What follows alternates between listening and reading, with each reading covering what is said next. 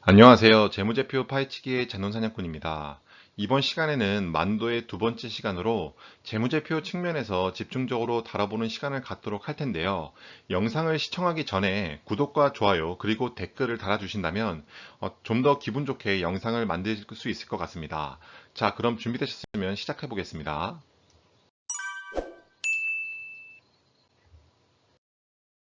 파트 2, 재무제표 분석입니다.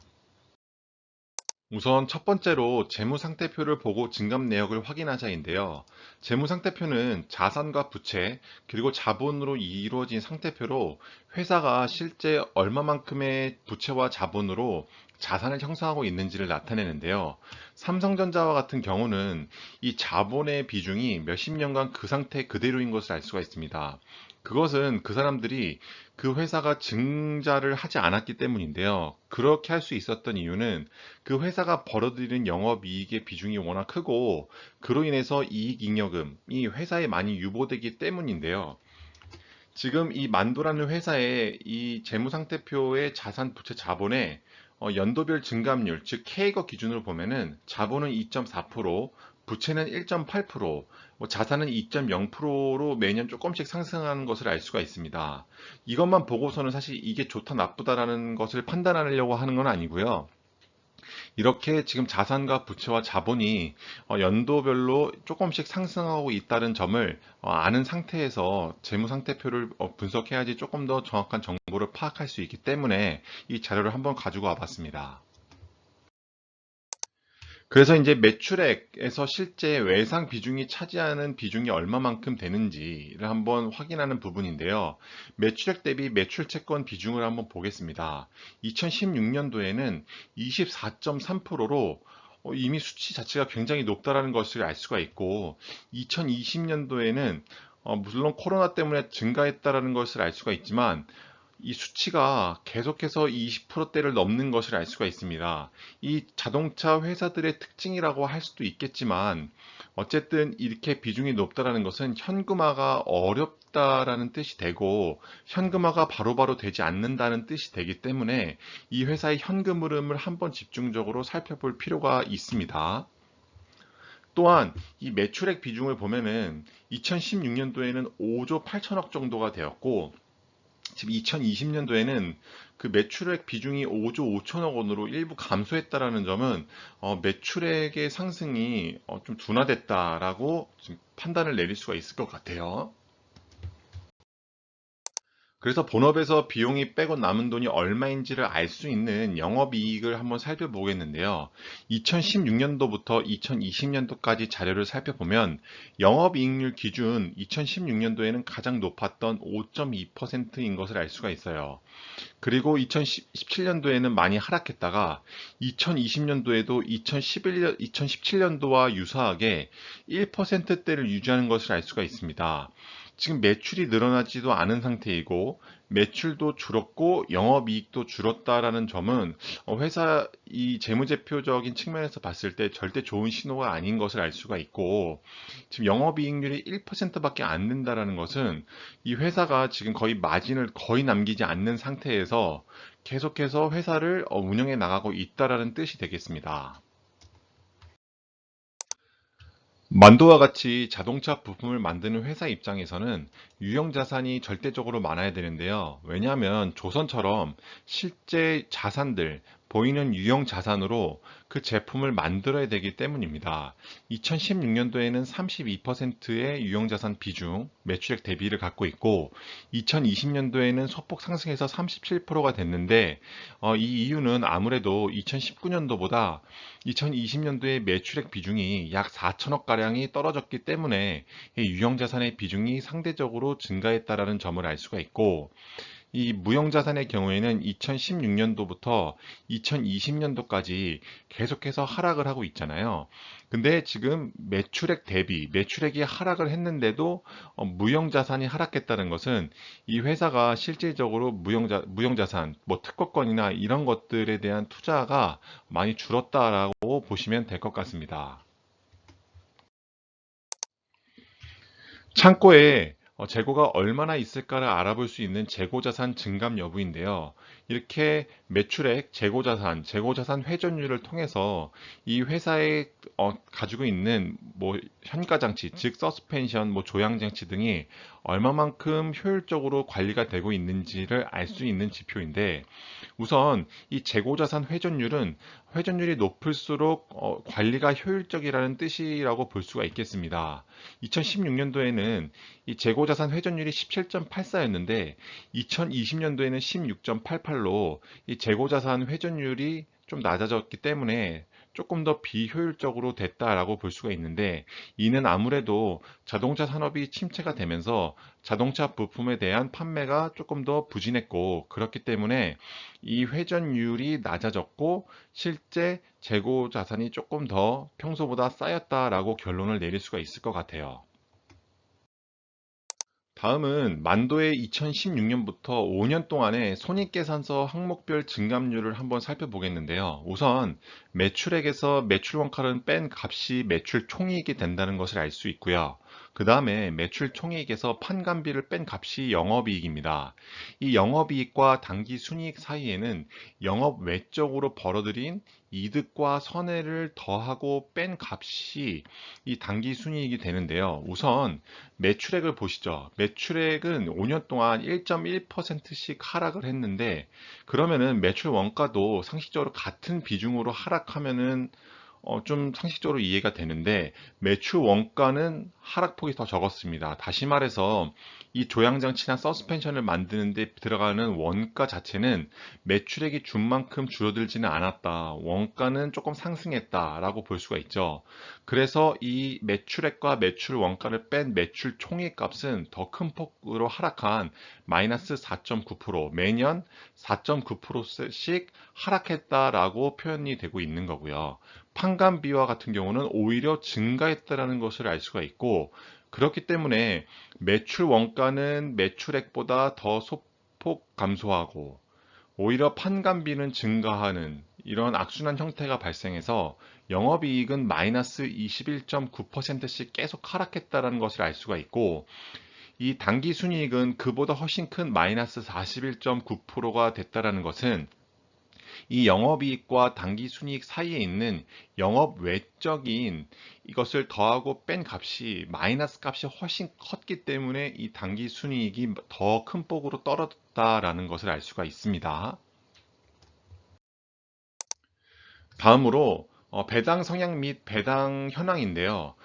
이 회사가 당기 순이익을 통해서 벌어들인 돈의 일부를 주주들에게 환원하는 것을 얘기하는데, 2016년부터 2020년도까지 보면은 이 배당 그래프만 봐도 이 만도라는 회사에서 배당 정책을 꾸준하고 일관성 있게 하지 않는다라는 것을 알 수가 있어요. 왜냐하면 2010년도에는 1,000원 주고, 그 다음엔 200원, 500원, 550원 이씩 줬고요. 2020년도에는 0원입니다. 그렇기 때문에 이 그래프가 들쭉날쭉하죠. 그만큼 이 회사의 배당 성향과 배당 현황은 일관성이 없다라고 결론을 내릴 수가 있겠습니다. 다음으로 그래서 회사 통장에 얼마가 들어왔는지를 알 수 있는 영업활동 현금 흐름과 그리고 단기 순이익관의 비교를 한번 해보는 시간인데요. 우선 영업활동 현금 흐름은 이 단기 순이익보다는 크거나 비슷해야 됩니다. 몇 번 말씀드렸는데 이 단기 순이익 안에는 감가상각비와 같은 실제 재무상표라는 표시를 하나 돈은 나가지 않는 금액들이 포함되기 때문에 영업활동 현금 흐름이 대체적으로 단기 순이익보다는 크거나 비슷한 경우가 많죠. 여기서 보시는 것처럼 영업활동 현금 흐름은 2016년도에 3,500억이고, 그 다음에 2020년도에는 4,300억인 것을 알 수가 있고, 이 당기 순이익 같은 경우는 같은 기간, 즉 5년 동안에 계속해서 하락을 한 것을 알 수가 있어요. 그래서 K거 기준으로 보면은 당기 순이익은 2016년부터 마이너스 42% 계속해서 떨어진 것을 알 수가 있고, 그렇지만 실제 영업활동 현금 흐름은 매년 상승해서 4%씩 상승한 것을 알 수가 있습니다.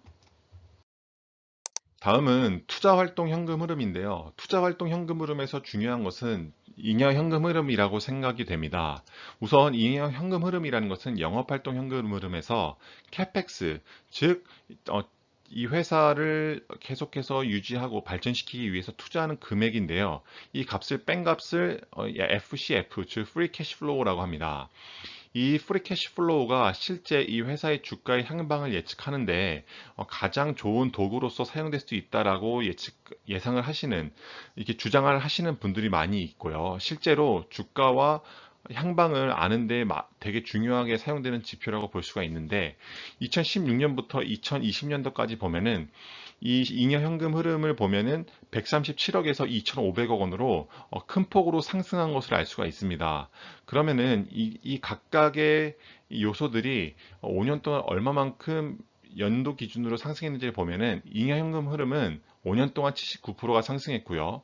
아쉽게도 캐펙스, 이 회사가 투자하는 금액은 매년 12%씩 감소했다는 것을 알 수가 있습니다. 마지막으로 영업활동 현금 흐름은 그보다 낮지만 4%씩 꾸준히 상승한 것을 알 수가 있고요.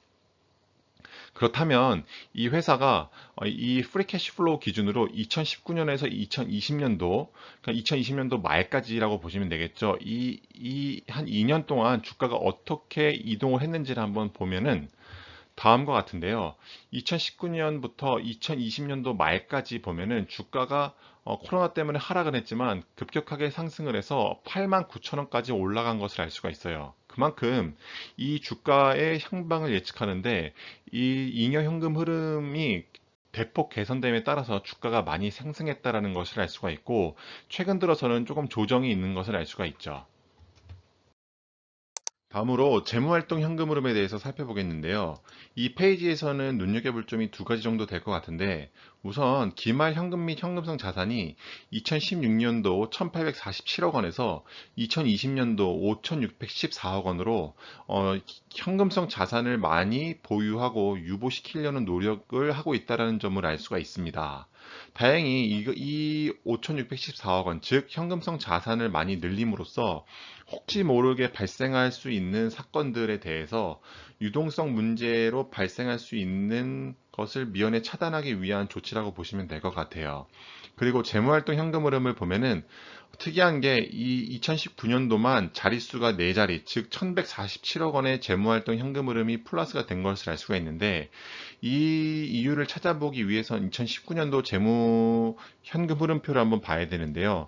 그 자료를 가지고 와봤습니다. 보시면은 특이하게 장기 차입금의 차입을 위해서 그 전년도랑 그 전전년도에 비해서 한 2,200억 원 가량을 훨씬 더 많이 빌린 것을 알 수가 있고, 거기서 장기 차입금의 조기 상환을 1,700억 원 가량 해가지고 재무활동 현금 흐름이 1,147억 원으로 그 전년도나 그 전전년도보다 훨씬 더 큰 재무활동 현금 흐름이 발생한 것을 알 수가 있습니다.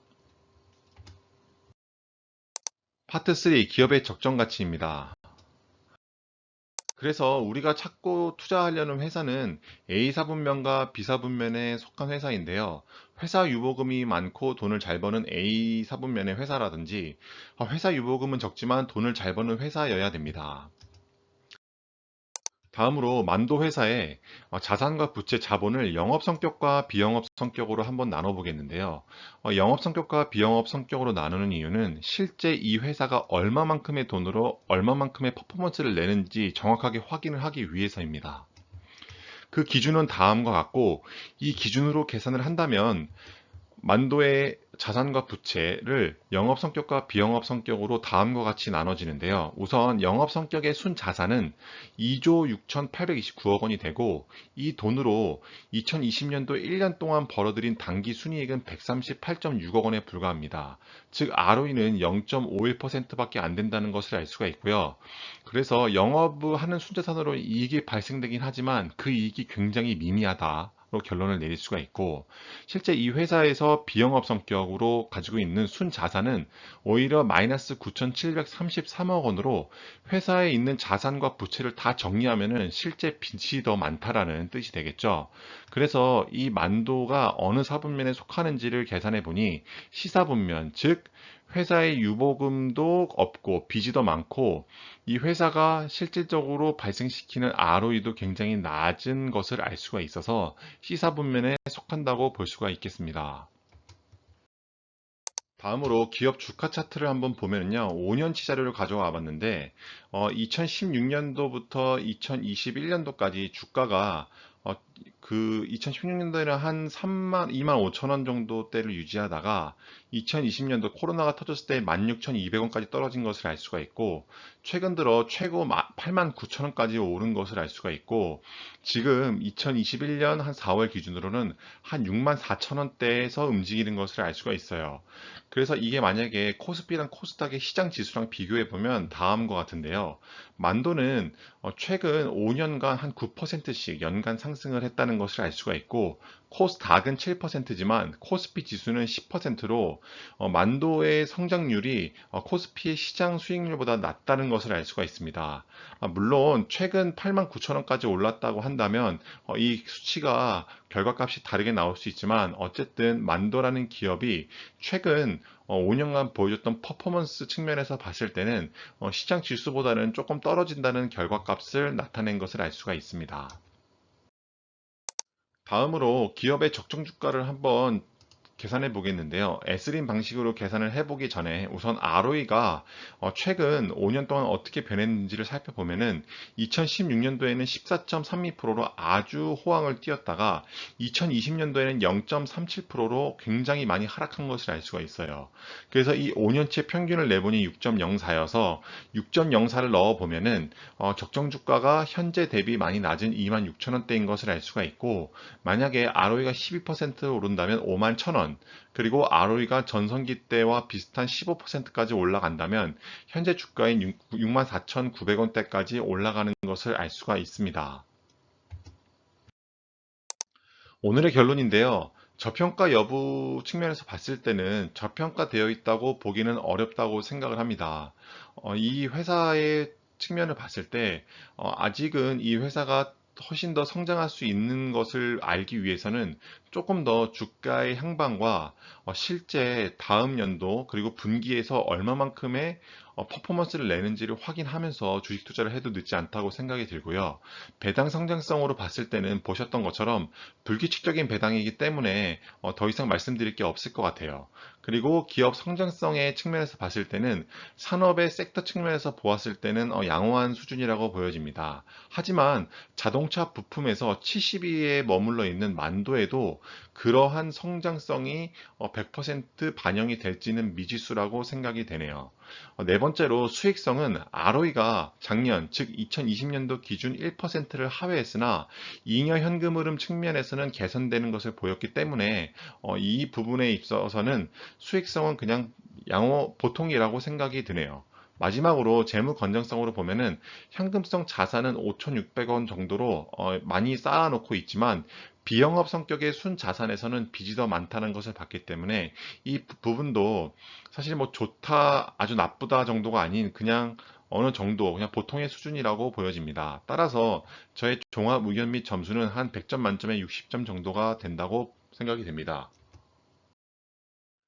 지금까지 만두의 두 번째 영상 봐주셔서 감사드리며, 영상이 조금이라도 도움이 되셨다면 구독과 좋아요 그리고 댓글 부탁드리겠습니다. 감사합니다.